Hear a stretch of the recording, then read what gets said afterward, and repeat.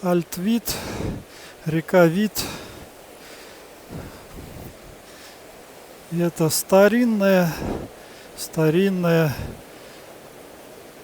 электростанция, до сих пор действующая. Слева идут ступеньки, это там сверху открывается вода, и когда идет нерест у рыбы, по этим ступенькам поднимаются рыбы наверх, туда, за плотину.